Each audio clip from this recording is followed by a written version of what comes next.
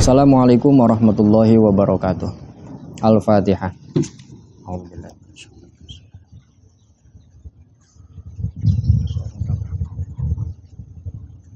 Kita lanjutkan kembali pengajian Ta'limul Muta'allim, masih dalam bab Faslun fi Mahiyatil Ilmi ila akhirih. Bismillahirrahmanirrahim. Allahumma ya Allah. Illa ora haram. Ini masih melanjutkan masalah sikap seorang muslim ketika tertimpa musibah. Allahumma do Allah illa ora haram. Idza ta'alama nalikane belajar ilmu nujum sopoman. Saya ulang ya. Allahumma do Allah illa ora haram opo ilmu nujum.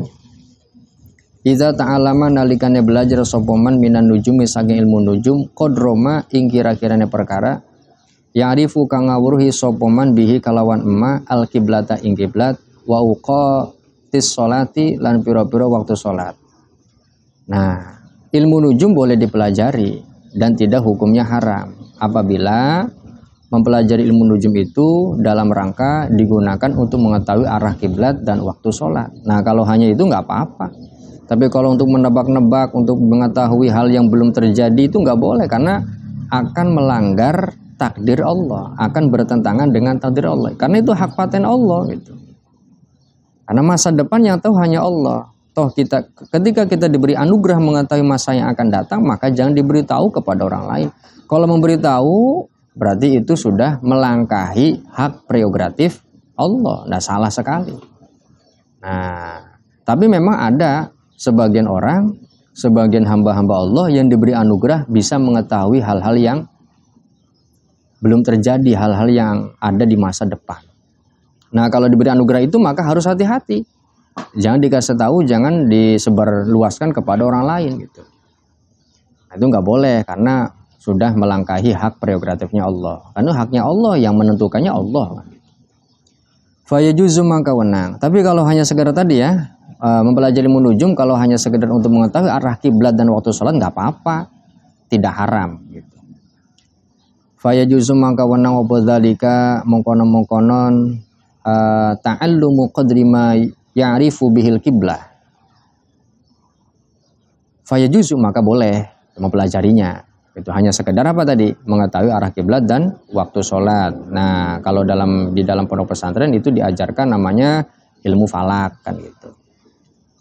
Wa ma ta'allumu ilmi tibbi lan anapun utawi belajar ilmu kedokteran. Iku fayajuzu maka wenang opo ta'allumu ilmi tib li'annahu karena setuhunnya ilmu tib iku sababun dadi sebab minal asbabi kang tetep saking piro-piro sebab.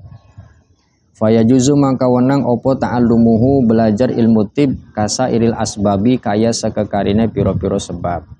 Belajar ilmu kedokteran boleh. Karena apa? Karena ilmu tib itu, ilmu kedokteran itu adalah sebab dari beberapa sebab. Jadi sebab seseorang itu bisa sembuh itu karena ada ilmu kedokteran, karena ada obat. Jadi obat itu memang menjadi sebab zohir, ya. Sebab zohir memang hakikatnya apa? Hakikatnya Allah yang menyembuhkan. Tetapi harus ada sebab. Sebabnya apa? Sebabnya obat. Nah, obat itu bisa diketahui oleh siapa? Oleh dokter. Nah, dokter itu mempelajari ilmu apa? Bisanya tahu ini obat, ini bukan, ini bisa menyembuhkan. Ya, ilmu tib namanya. Maka boleh, karena itu adalah karena sebab. Memang semua hakikatnya dari Allah. Tetapi harus ada sebab.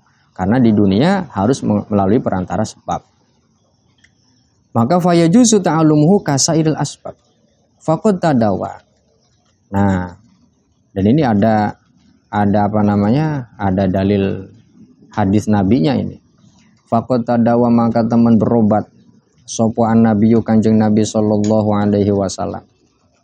Bahkan Nabi saja berobat ketika sakit, berobat kepada dokter, kepada tabib gitu. Kanjeng Nabi saja, padahal Kanjeng Nabi adalah orang yang paling dekat dengan Allah. Kalau sakit kan tinggal minta saja kepada Allah, suruh disembuhkan, minta disembuhkan. Tapi tidak, karena di dunia itu tempatnya as-sababun minal asbab, ada sebab, namanya hukum kausalitas. Wakun hakalan temen, wakun hukiyalan temen dan ceritakan anis Syafi'i saking Imam Asy-Syafi'i rahimahullahu taala. annahu satuhune Asy-Syafi'i iku kala ngandika sapa Asy-Syafi'i al ilmu ilmani. Al ilmu utawi ilmu iku ilmani ana rong bagian. Ilmul fikhi rupane ilmu fikih lil adyani kedua piro-piro agama, kedua pengetahuan agama. Wa ilmu tibbi lan ilmu kedokteran. Wa ilmu tibbi lan ilmu kedokteran lil abdani kanggo piro-piro badan. Kata Imam Syafi'i, diceritakan dari Imam Asy-Syafi'i rahimahullah ta'ala bahwasanya Imam Syafi'i berkata, ilmu itu ada dua.